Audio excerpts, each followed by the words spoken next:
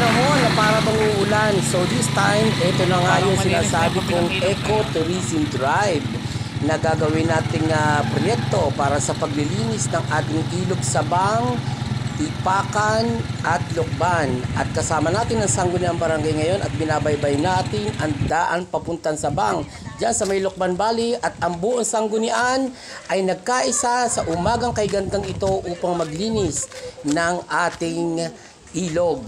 Ayan, at inihahanda na natin, as what I have said before, the Eco-Tourism Drive will start today, at inihahanda na natin ang ating ilog para sa tag-araw na panahon. At dahil alam natin ang ating mga kabarangay at ng ibang mga visitors natin at mga turistang lokal man o foreigner at taga-ibang bansa rather ay maaaliw na makapunta sa ating ilog Sabang, Lukban at Tapatan. At gusto nilang makita ang ganda ng kalikasan ng ating ilog. Dahil ang naisip ng ating Sangguniang Barangay sa pangunguna ni Kapitan Art Lirio na kulang lang sa asikaso at pagmamantini at paglilinis ang ating ilog, kaya hindi tayo dinudumog ng mga turista. Pero sa ngayon, makikita natin ang malaking pagbabago at pagkakaiba at kagandahan ng ating daang pailog dahil inaayos na ngayon at sinisimula na ng ating mga functionaries and Sangguniang Barangay. Si Marisa hindi pa yata kasama. Ang ating ilog at talaga namang nagkaisa ang lahat. Nagdala kami ng pagkain kasama ng Konsehala Remy at Konsehala Luz, Konsehal Jerry, Konsehal Mac, Konsehal Martin Balakit, at ang iba pang mga kasamahan natin sa ating Sangguniang Barangay. Habang lumulusong tayo diyan sa matarik na lugar na yan, ay iniisip ng ating sanggunian kung papaano madali ang pag-ahon at paglusong sa ilog na yan. So pinaplano ng ating sanggunian, at syempre bibisitahin muna natin para alam natin kung anong ating mga susunod na proyekto at dapat gawin sa ating inang kalikasan at inang ilog na yan. At sa mga oras na yan ay naghahanda na ang ating mga kasanggunian upang habang naglilinis ang iba nating mga kasama, at si Kapitan ay may tumawag na bisita at darating yung tanghali. So later siguro siya makikipag-ugnayan doon sa mga bisanong darating pagkatapos ng ating Eco Drive, ng ating Eco-Tourism Drive brother. At ang bawat isa ay kanya-kanya sabit ng kanya-kanya mga gamit, at siyempre ang ating chef na nakikita nyo ay nag-aayos na rin ang kanyang lulutuin. At ang ating mga konsehal at kasama ang ating mga Sangguniang Barangay officers ay nagsisimula na maglinis sa mga parting iyan at tinatalas ang mga nangagsangat na mga dumi at pagwawalis ng ating mga functionaries sa ilog bago simula ng ating Eco Drive, Eco-Tourism Drive brother. At siyempre bago tayo mag-picnic ng konti diyan at idaos ang tanghalian diyan, ang ating masarap na tanghalian, ay kailangan maglinis muna tayo ng ating lugar. At ika nga ay para pag may dumating iba pang mga gustong magpailog, at dahil nga medyo kulimlim pero ngayon ay sumisikat na ang araw sa mga parting yan, at medyo nakakaroon ng liwanag at natindi na ang sikat ng araw. So inihanda muna natin this time ang ating place rather, upang ika nga ay maayos tayong makatigil diyan at makapag-stay habang tayo ay nagpipiknik, at kasama na rin ang Eco-Tourism Drive. So ang mga punong yan ay nung panahon pa namin maliliit pa lang yan. Nung kabataan pa namin nakakita maliliit pa yung puno na yan ng mahogany. Pero this time ay makikita natin labas na ang mga ugat, at dahil nasa wastong gulang na ang ating mga puno dyan sa ilog, kaya nakasimot pa rin ng mga boteng basag ang ating kapitan, at nagtulong-tulong upang malinis, at inihahanda na nga ang mga pagkain yan na mag-ihaw tayo ng talong, bangus, tawag dito, yung isda, at saka itong liempo, at magsisimula na magsaing ang ating mga kabarangay upang pananghalian naman, at ihahanda natin ang talyase. At habang si Kapitan naninimot pa nga ng mga durog na bote na tinulungan na ng ating mga functionaries, dahil tayo naman mga kabarangay konting disiplina naman sa pagtigil natin sa ilog natin. Huwag natin pababayaan na ultimo mga basag na bote, na gambalang. Paano yung mga bisita pa na darating at pupunta sa ating ilog na makikipresko at makikilangoy at makikiamot ng konting lamig man lang ng panahon dyan sa ilog na yan. Kung ang ating mga basag na bote hindi natin sisimutin at mga linis-linis pa rin ang kailangan na maglinis. So tayo naman mga kabarangay ay inaasahan naman makiisa para sa ating ecotourism drive. At nakikita natin sa kasalukuyan ang mahahabang kawayan na yan ay pinaplano ng ating butihing kapitan na gamitin upang magkaroon ng isang magandang kubo sa gitna ng pinagsanghan ng tipakan, tapatan at sabang.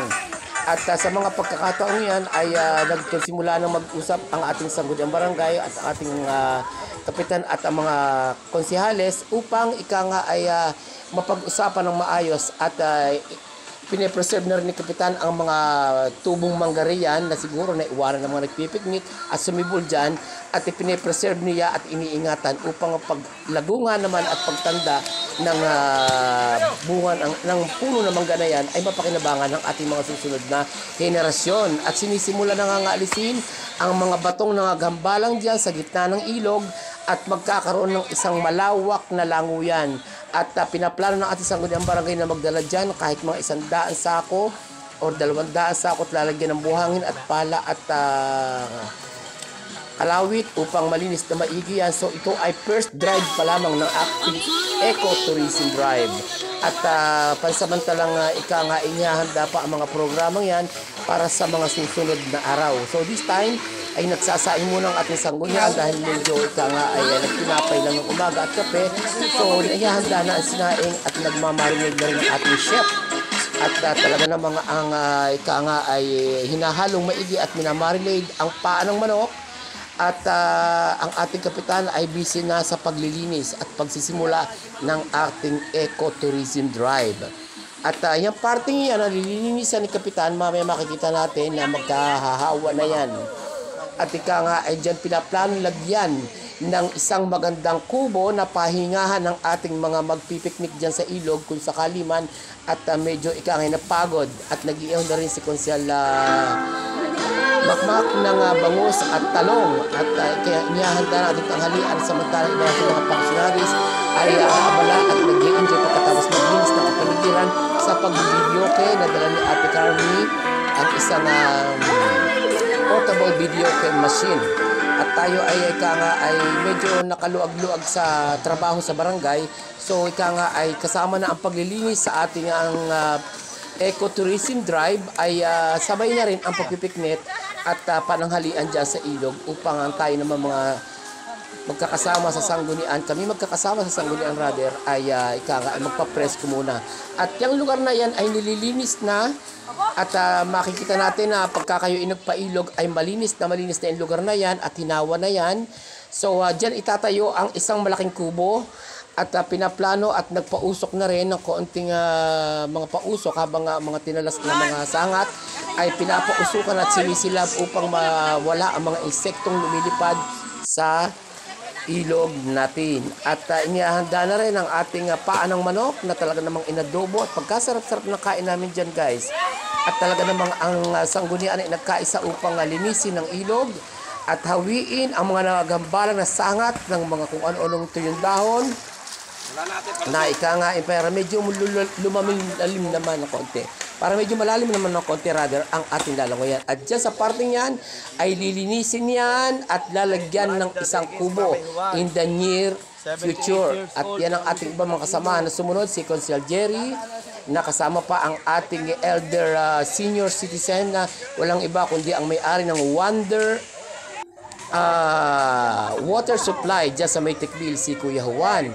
At natutuwa kami dahil kahit 70s na siya ay malakas pa rin ang pangangatawan dahil batak ang kanyang katawan at muscle sa trabaho.